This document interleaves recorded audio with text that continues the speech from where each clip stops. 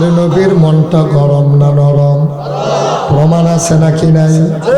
আল্লাহর নবী যে বছর দুনিয়াতে তাশরীফ এনেছেন, সেই সময় মক্কার সম্ভ্রান্ত পরিবার যাদের, যে বছর নবীজি মক্কায় জন্মগ্রহণ করলেন, খুব খেয়াল, গভীর মনোযোগ, যে বছর নবীজি দুনিয়াতে আসলেন, ওই জমানায় যারা বংশাবলী মানুষ, এখন যেমন বাংলাদেশে ভুইয়া, চৌধুরী, সরকার, খনকার, পেশকার, স্বর্ণকার, দফাদার, বিভিন্ন ধরনের গোষ্ঠী আছে, আছে নাকি নাই?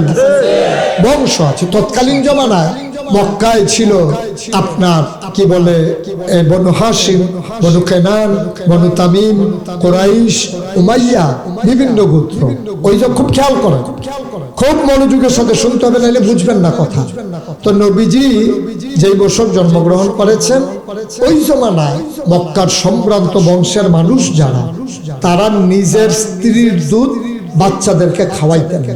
এটা তারা মনে করতেন একটা বংশের প্রতীক, এটা একটা মর্যাদার জিনিস। তো বাচ্চাদেরকে যদি নিজের বুকের দুধ না খাওয়ায়, তো বাচ্চারা খাবে কি? ওই সময়ে মক্কার পার্শ্বে একটা শহর ছিল তায়েফ। কিয়েভ, ঘুমাই গেছেন সব? কিয়েভ, তায়েফ। ওই জায়গা থেকে মহিলারা আসতো, আইসা বাচ্চা নিয়ে মক্কা থেকে চলে যেত তায়েফে। টাকার বিনিময়ে 2-2.5 বছর দুধ খাওয়াইয়া আবার আইনা দিয়া যেত। মনে করেন আপনাদের এই জায়গাটা সিদ্ধিরগঞ্জ, ওইখানে আছে মনে করেন চিটাগং রোড, চিটাগং রোড থেকে কাঁচপুর হয়ে, তারপরে কি বলে আগে হলো আপনাদের বরাবর যে রাস্তায় হলো চিটাগং রোড নাকি, আর ওই নদীর ওই পারে হলো কাঁচপুর। মনে করেন কাঁচপুর থেকে একদল মহিলা আসবে, আসবে সিদ্ধিরগঞ্জ। কোথায় আসবে? কথা বলা, কোথায় আসবে? আসবে কোত্থেকে? কাঁচপুর থেকে। তো কাঁচপুর থেকে একদল মহিলা ওই তায়েফ থেকে আসবে মক্কায়। বোঝার জন্য বলতেছি কাঁচপুর থেকে সিদ্ধিরগঞ্জ। তো তায়েফ থেকে যখন একদল মহিলা রওনা দিছে, কিছু দূর আসার পরে দেখে যে একজন নাই। কাঁচপুর থেকে রওনা দিয়া ব্রিজ পার হওয়ার আগেই একজন বলতেছে একজন নাই। তো বলতেছে কে নাই? আমার সাথেই ছিল। আর কে নাই? কয় যে ছিল তার নাম হালিমা। সুবহানাল্লাহ বলবেন না? হালিমা। এই কথা বলার পরে কাঁচপুর ব্রিজের উপরে উঠা বাকিরা জিজ্ঞেস করতেছে আমরা কি দেরি করব নাকি চলে যাব সিদ্ধিরগঞ্জ? শীতের বিকেল, কোন সময় সন্ধ্যা হয়ে যায়, বংশাবলী মানুষ যারা, ওরা যদি বাচ্চা না দেয়, এই চিন্তা করে সবাই কিছুক্ষণ অপেক্ষা করলো। হালিমার আর খবর নাই। হালিমারা ছিল 3 জন। কয়জন? হালিমা, হালিমার স্বামী, হালিমার বাচ্চা, নাম ছিল আব্দুল্লাহ। হালিমার বাচ্চার নাম ছিল কি? 3 জন মিলে উটের পিঠে করে আসতেছে, ওরা পেছনে পড়ে গেছে। এখন ব্রিজের উপরে যারা আছে কাঁচপুর, ওরা বলতেছে নিশ্চয়ই উটটা তো দুর্বল, তা হালিমার নিয়ে স্বামী আর বাচ্চা নিয়ে হয়তো আসতে পারে না, ওটটা হয়তো শুয়ে গেছে, চলো আমরা চলে যাই। তো সবাই মিলে চিটাগং রোড হয়ে তারপরে রাস্তা দিয়ে ঢুইকা আসছে সিদ্ধিরগঞ্জ। সিদ্ধিরগঞ্জ আইসা দেখছে কার বাড়ি 10 তলা, কার বাপ জাপান থাকে, কার বাপ আমেরিকা থাকে, কে এক্সপোর্ট ইম্পোর্টের ব্যবসা করে, কারা ধনী মানুষ, কে এমপি, কে এখন তো এমপি মন্ত্রী খুঁজা লাভ নাই না, ওর তো বেল নাই, এমপির খুঁজতে তো পাইবই না, তো বাইকেই গেছে ঘাটে না, তো হেরে খুঁজা লাভ নাই। এখন তো দেখছে যে কার বাড়ি 10 তলা, কার টাকাওয়ালা, দেখা সব বাচ্চা কাচ্চা গুলা নিয়ে ওরা সবার বাচ্চা নিয়ে রওনা করছে। কই যাইতেছে? আর কথা বলে কই যাইতেছে? তায়েফ। আর উদাহরণের আমাদের কাঁচপুর। কাঁচপুরের দিকে যখন রওনা করছে, ব্রিজের মাথায় যখন গেছে, তারা যাইতেছে, হালিমা আসতেছে। সবাই কথা বলেন, তারা আর জোরে না, তারা আর হালিমা ক্রস করছে ব্রিজের নামা। ব্রিজের নামা যখন ক্রস করছে, হালিমা দেখে সবার কোলে বাচ্চা, ওয়া ওয়া, সবাই কান্দে না করে নিয়ে যাইতেছে। হালিমা বলতেছে এই তোরা কি সব বাচ্চা নিয়ে চলে আসছস? তোর জন্য বসে থাকবো, আমরা যেই বাচ্চা পাইছি সবাই নিয়ে আমরা বাচ্চা নিয়ে আসছি। আর বাচ্চা নাই? মহিলারা বলতেছে একটা বাচ্চা আছে, বাপ নাই, ইয়াতীম। সুবহানাল্লাহ বলবেন না? সব বাচ্চা আনা হয়ে গেছে, একটা মাত্র বাচ্চা আছে, বাবা নাই, বাবা নাই, বাচ্চাটা এতিম, বাচ্চার নাম মুহাম্মদ। হালিমার স্বামী খুব বাস্তববাদী মহিলা, খুব মায়ার মানুষ ছিল। তা হালিমার স্বামী বলতেছে চলো কাজপুর এই পারে চলে আসছি, সিদ্ধির গুঞ্জার কয় কদম, চলো দেখে আসি, বাচ্চা পছন্দ হইলে আনবো নাইলে নাই। আর হালিমা ছিল খুব হিসাবে। হালিমা বলতেছে বাচ্চার বাপ নাই, গরিব মানুষ, আনবই তো 2টা টাকার জন্য, তো টাকা দেবে কোত্থেকে, থাক চলে না, আনার দরকার নেই। হালিমার স্বামী বুঝাইয়া শোনাইয়া রওনা করছে সিদ্ধির গুঞ্জের দিকে। হালিমা খারাপ মহিলা ছিল না, কিন্তু হিসাবী মহিলা ছিল। বাংলাদেশে অনেক খারাপ মহিলা আছে নাকি নাই? আছে, জায়গা মতোই তো ছিল, ঠিক কিনা কও? আছে না, ছিল আর কি। হ্যাঁ, জায়গা মতোই ছিল। আমি দাউদকান্দি এক মাহফিলে আমি যখন কইছি ভাই অনেক মহিলা আছে খুব খারাপ, আপনার তো কেউ দাঁড়ান নাই, ওইখানে দেখে এক বুড়া বেটা দাঁড়াই গেছে। আমি ওই কিও হুজুর আমরা ঘরই আছি। কইতেন গেছেন কি লেগে কি কেউ জানে নাকি? হুজুর আর ভিতরে রাখবো কয়দিন, আমার ভিতরটা তাই আংড়া বানাই লিখছে। তাই কোন সময় মহিলা যাই কইয়া দিয়ে এই মহিলা যাই, এইরকম মহিলা আছে নাকি নাই? খারাপ মহিলা একটাই যথেষ্ট, ওটা বাংলাদেশে আগুন জ্বালাই দেওয়ার জন্য বেশি মহিলার দরকার নাই, একটা মহিলাই যথেষ্ট ছিল, ঠিক কিনা? এই দেশ 1971 সালে হাজারো প্রাণের বিনিময়ে, মায়ের ইজ্জত আবরুর বিনিময়ে, এক সাগর রক্তের বিনিময়ে সেদিন পথ পথ করে যে পতাকা উড়েছিল, মানুষ স্বাধীন করেছিল নাম কাওয়াস্তে। স্বাধীনতার স্বাদ মানুষ সেদিন পায় নাই। এই স্বাদ পরাধীন আর তার জিন্দেগি করে 17 বছর এক জগদ্দল পাথরের নিচে বাংলাদেশ যেন চাপা পড়ে গিয়েছিল, ঠিক কিনা বলো? মসজিদের মিম্বার গুলো থেকে আলেম গুলোকে নামিয়ে দেওয়া হয়েছে, মসজিদের এই মঞ্চের মাইক গুলো কেড়ে নেওয়া হয়েছে, আলেম ওলামাকে বেইজ্জতি করা হয়েছে। সেই বাংলাদেশে জেলখানায় থাকার কথা ছিল গুন্ডা বদমাইশ আর চুর ডাকাত, সেই জেলখানা ভরে গিয়েছিল আলেম ওলামা দিয়ে, ঠিক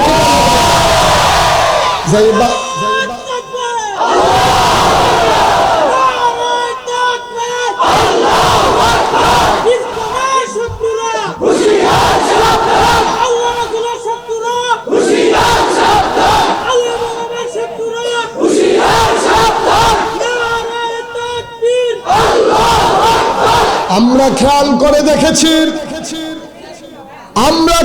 করে দেখেছি, এই দেশের ইসলাম আর ইসলামী চেতনার মানুষগুলোকে ধ্বংস করার জন্য মিথ্যা ট্রাইব্যুনাল বানাইয়া, মিথ্যা সাক্ষী সাজাইয়া আমার কোরআনের যারা নির্ভীক সৈনিক অন্যায়ভাবে তাদেরকে হত্যা করা হয়েছে। মঞ্চগুলোকে আড্ডাখানায় পরিণত করা হয়েছে। সেদিন জবাব দেওয়ার সুযোগ ছিল না। আমরা জানিয়ে দিতে চাই আর একচেটিয়া হবে না, আঘাতের বদলে পাল্টা আঘাত হবে। এখন 50-50 আর ছেড়ে দেওয়ার সুযোগ নাই।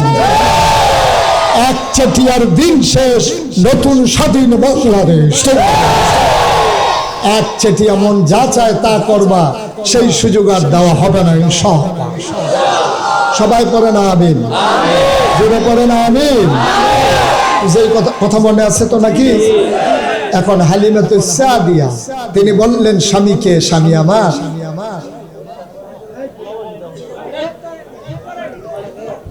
স্বামী আমার দরকার নাই, আমরা গরিব মানুষ, 2টা পয়সার জন্য যাব, পয়সাই যদি না পাই তো যাবো কেন?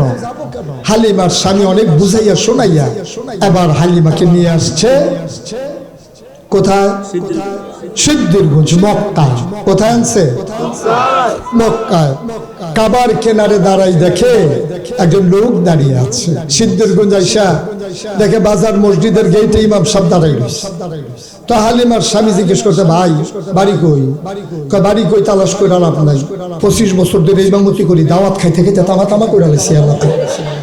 কোন বাড়ি কি ঠিকানা বলা লাগবে বলেন? কয় যে ভাই শুনলাম আপনাদের গ্রামে নাকি একটা লোক আছে, বাচ্চা আছে, নাম মুহাম্মদ সাল্লাল্লাহু আলাইহি ওয়াসাল্লাম। হ্যাঁ আছে তো, ওর আব্বার নাম আব্দুল্লাহ, আমাদের ভাই ছিল, হারে কত ভালো মানুষ ছিল, সমস্যা কি? কয় ভাই ওর ঘরটা কোনটা? আবার ইমাম সাহেব আঙ্গুল দিয়া দেখাই দিলেন, ওই যে ঘর, এটাই হালিমার ঘর, আমেনার ঘর। সুবহানাল্লাহ বলবেন না? হালিমার স্বামী, ছেলের নাম কি? ভুলে গেছে, ছেলের নাম কি? হালিমা। হালিমার স্বামী আর আব্দুল্লাহ আল্লাহর নবীর ঘরের দরজায় গিয়ে দাঁড়ালেন। ভেতরে মা আমেনা। হালিমা ডাক দিয়া কয়, ও স্বামী আমার, ওই ঘরে কোনো পুরুষ নাই, ওখানে যাওয়া আপনার ঠিক হবে না, আপনি একটু আব্দুল্লাহকে নিয়ে বাইরে দাঁড়ান, আমি একটু ভেতর থেকে আসি। হালিমা দরজায় গিয়ে দাঁড়ালেন, সালাম দিলেন, আসসালামু আলাইকুম ওয়া রাহমাতুল্লাহ। হালিমা তো সাদি এখন ঘরের দরজা, কার ঘরের দরজা? ওকে ফাইন, মাশাআল্লাহ, থ্যাংক ইউ। আবার শুনেন, হালিমা তো সাদিয়া আমেনার ঘরের দরজায় দাঁড়ালেন, সালাম দিলেন, আসসালামু আলাইকুম ওয়া রাহমাতুল্লাহ। ভেতর থেকে মহিলা কণ্ঠ, ওয়ালাইকুম আসসালাম ওয়া রাহমাতুল্লাহ। মুসলমান মন দিয়ে শুনো রে ভাই। হালিমা জিজ্ঞেস করে, সালাম দিলেন, আসসালামু আলাইকুম। আমেনা জবাব দিলেন। আবার আমেনা ডাক দেয়া কয়, কে বাইরে থেকে সালাম দেয়? আমার নাম হালিমা। কয় কোন হালিমা? আমার নাম হালিমা তো সাদিয়া। কয় চিনলাম না। কয় আমি তায়েফ থেকে এসেছি। কয় কেন এসেছো? কয় বাচ্চা নেওয়ার জন্য। আবার আমেনা ডাক দেয়া কয়, হালিমা, হালিমা গো, সকাল থেকে কত মহিলা বাচ্চা নিয়ে এই দরজা দিয়ে গেল, আমি উটের পায়ের শব্দ শুনলাম, বাচ্চাদের ওয়া ওয়া কান্না শুনলাম, কেউ আমার বাচ্চার খবরও নিল না।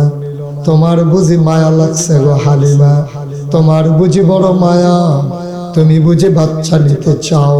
হালিমা ডাক দেয়া কয়, অনুমতি দিলে ভেতরে আসতে চাই। আমেনা ডাক দেয়া কয়, আহলান সাহলান মারহাবা, মোস্ট ওয়েলকাম, আমার ঘরে তোমাকে স্বাগতম। এবার আমেনার ঘরে হালিমা ঢুকলেন।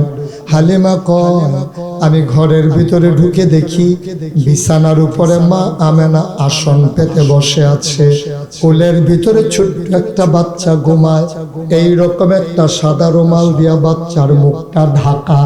আমি ঢুকে বললাম, আমেনা, বাচ্চা নেব এমন কোনো কথা নাই, তবে বাচ্চাটারে এক নজর দেখতে চাই। আমেনা কয়, দেখে নাও নয়ন ভরে। হালিমা কয়, দেখবো কেমনে, মুখ ঢেকে রাখলে। টান দিয়ে পর্দা সরাই দিলেন। হালিমা কয়, আমি অবাক বিস্ময়ে তাকিয়ে রইলাম। মা আমেনার কুলের ভিতরে মনে হইল চতুর্দশী পূর্ণিমার চাঁদ যেন হাসতেছে। কুলের ভিতরে নবী মোহাম্মদ ঘুমায়। আমি যখন পর্দা সরিয়ে দিল, আমি অবাক বিস্ময়ে তাকিয়ে রইলাম। আমি চমকে উঠলাম, আমি থমকে দাঁড়ালাম, আমি আশ্চর্যান্বিত হয়ে গেলাম। আমি ডাক দিয়া বললাম, আমি জীবনে অনেক বাচ্চা দেখেছি, খোদার কসম এমন সুন্দর বাচ্চা আমি হালিমা আমার জীবনে আর একটাও দেখি নাই।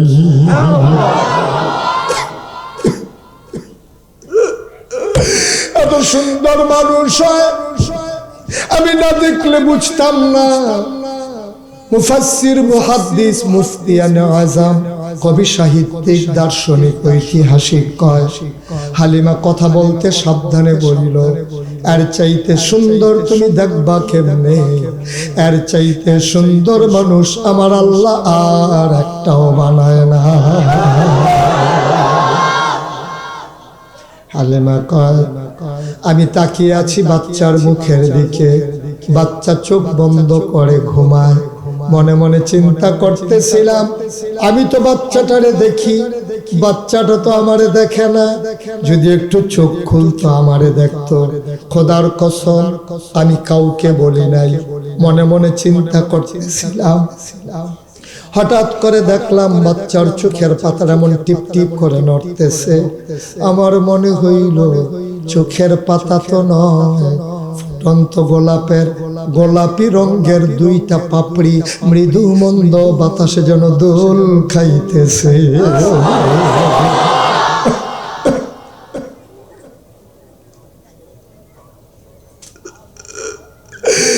আমি বললাম এটা কেমন বাচ্চা, সে চোখ খুলে আমার দিকে তাকিয়ে আছে। আমি তো আগ থেকেই তাকিয়ে আছি, চার চোখের মিলন হয়ে গেল। আমি কিচ্ছু বলি নাই। হঠাৎ করে দেখলাম বাচ্চার ঠোঁটের কোণাটা বাঁকা করে আমার দিকে তাকাই একটা মুচকি হাসি দিল। আমার মনে হইল হাসিটার সাথে সাথে আমার কলিজাটা যেন দুইটা ভাগ হয়ে গেছে। আমি চিৎকার দিয়ে ঘরের বাইরে গেলাম। আমি আমার স্বামীকে বললাম, ও স্বামী, এই বাচ্চার মা পারলে টাকা দেবে, না পারলে নাই। টাকা পয়সার কোনো হিসাব নাই, এই বাচ্চা ফেলে আমি যাব না গো স্বামী। হালিমার স্বামী কয় মন চাইলে নিয়ে নাও। হালিমা দৌড় দিয়া ঘরের ভেতরে ঢুকলেন, গিয়া কয় আমেনা, ও আমেনা, পারলে দিও, না পারলে নাই। টাকা পয়সার কোনো হিসাব নাই, দয়া করে বাচ্চাটা আমার কুলে দাও। আমেনা ডাক দেয়া কয়, হালিমা, এই বাচ্চাটার বাপ নাই, মনের ভিতরে বড় দুঃখ। এর একটা আজব বাচ্চা, 10 মাস 10 দিন পেটে ছিল গো হালিমা। বাচ্চা যখন পেটে আসে মায়েরা খাইতে পারে না, বমি হয়, মাথা ঘুরায়, ঘুমোতে পারে না। কিন্তু আমার মোহাম্মদ 10 মাস 10 দিন পেটে ছিল, আমি টেরে পাই না আমার পেটে যে বাচ্চা আছে।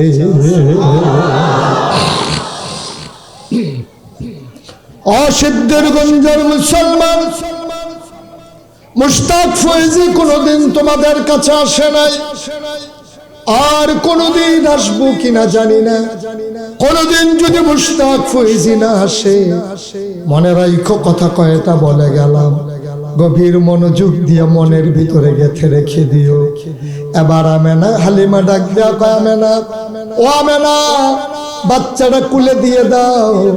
আমেনা ডাক দেয়া কয়, এটা বড় আজব বাচ্চা। মানুষের সন্তান যখন দুনিয়াতে আসে, মানুষ বেহুশ হয়ে যায়, অনেক সময় মানুষ মারাও যায়।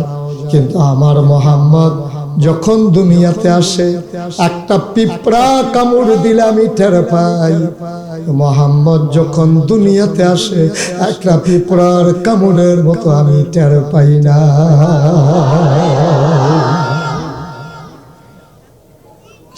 আমেনা ডাক দেয়া কয়, হালিমা, হালিমা, হালিমা, এই বাচ্চাটা নিয়ে আমার মনে বড় দুঃখ গো হালিমা। জন্মের আগেই বাচ্চা বাপ হারাইছে, বাচ্চা কোনোদিন বাবা দেখে নাই, বাবা কোনোদিন বাচ্চা দেখে নাই, বাবা বাচ্চা দেখে নাই, বাচ্চাও বাবা দেখে নাই। একটা কাগজের ফুল আমি কিনে দিতে পারি নাই। এই বাচ্চাটা বড় দুঃখী বাচ্চা, বাচ্চার জন্য আমি কিছুই করতে পারলাম না। হালিমা, এই বাচ্চা বড় আজব বাচ্চা, খাওয়াইলেও যেমন, না খাওয়াইলেও তেমন। কোনদিন এই বাচ্চা খাবারের জন্য কাঁদে না, ঘুম পাড়াই দিলে নড়ে না।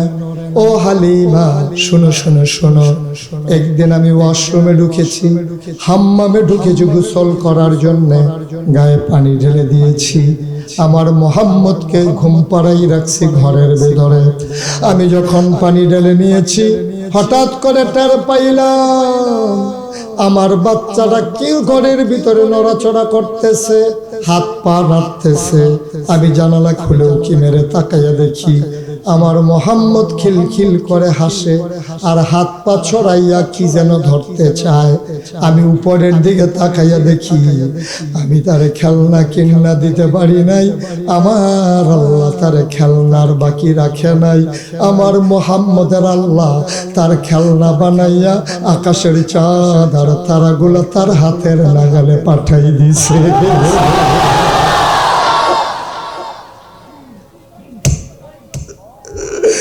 ও হালিমা, হালিমা, হালিমা, এই বাচ্চা বড় আজব বাচ্চা গো হালিমা। হালিমা ডাকবে না, তোমার বাচ্চা আমার কাছে আমানত। বিসমিল্লাহ বলে বাচ্চা উঠাই দিলেন। হালিমা ডাক দেয়া কয়, পৃথিবীর মানুষ তোমরা সাক্ষী থাকো, আমার গাটা ছিল শুকনা। আমার ছেলে কি নাম? আমার ছেলে আব্দুল্লাহ তায়েফ থেকে মক্কায় আসতে বারবার বুকে চুষণ দিয়েছে, একটা ফোঁটা দুধ আসে নাই, একটা ফোঁটা দুধ পায় নাই। আমার গা ছিল শুকনা, গায়ের ভেতরে গোশত ছিল না, আমি শুকনা হাড্ডিসার মহিলা ছিলাম, আমার বুকে দুধ ছিল না। মাঝেই মাত্র আমি বিসমিল্লাহ বলে মোহাম্মদকে কোলে নিলাম। খোদার কসম আমি টের পাইলাম আমার শুকনা দুইটা বুক সাথে সাথে দুধে ভরপুর হয়ে গেছে। আমি দৌড় দিয়ে ঘরের বাইরে গেলাম, আমার স্বামীকে ডেকে বললাম, স্বামী আমার একটা সেকেন্ড দেরি করা যাবে না, চলেন তাড়াতাড়ি তায়েফের উদ্দেশ্যে রওনা দেই। এখন আমরা উটের পিছনে 60 জন। কয়জন? আগে ছিল 3 জন, এখন নবী যোগ হয়েছেন 4 জন। হালিমা কয়, উট এখন আর হাঁটে না। আমি অবাক হয়ে গেলাম, আমি শক্ত করে ধরে বসলাম। যে উট আসার সময় পিছনে পড়ে গেল, এখন দেখি উট আর হাঁটে না। 4 জনকে নিয়ে উট এখন ঘোড়ার মতো দৌড়া। দেখা হয়েছিল কাঁচপুরের এই পারে, কাঁচপুরের ওই পারে আমরা ওরা গিয়েছে। আমার যারা বান্ধবী তায়েফের যারা মহিলা মাত্র ব্রিজ পার হয়ে ওই পারে গেল, পিছনের দিকে তারা ফিরে দেখে ঘোড়ার পায়ে ওই উটের পায়ে ঠক ঠক আওয়াজ শোনা যায়। ওরা পেছনে তাকাইয়া দেখে হালিমার উট ঘোড়ার মতো দৌড়াইতেছে। সবাই থমকে দাঁড়ালো, সবাই চমকে উঠলো, সবাই আশ্চর্যান্বিত হয়ে গেল। সবাই ডাক দেয়া কয়, হালিমা গো, ও হালিমা, সিদ্ধিরগঞ্জ গিয়া কি উট বদলাইছো নাকি? কয়, আমারে কে দেবে উট? কয়, নিশ্চয়ই উট বদলাইছো।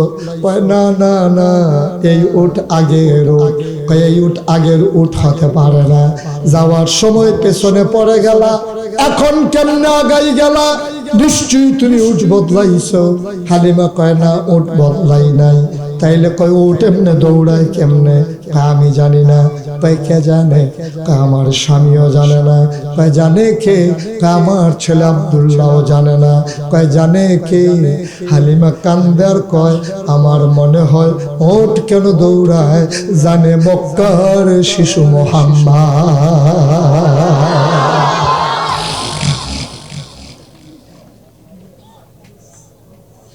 বন্ধুরা আমার, ভাইরা আমার,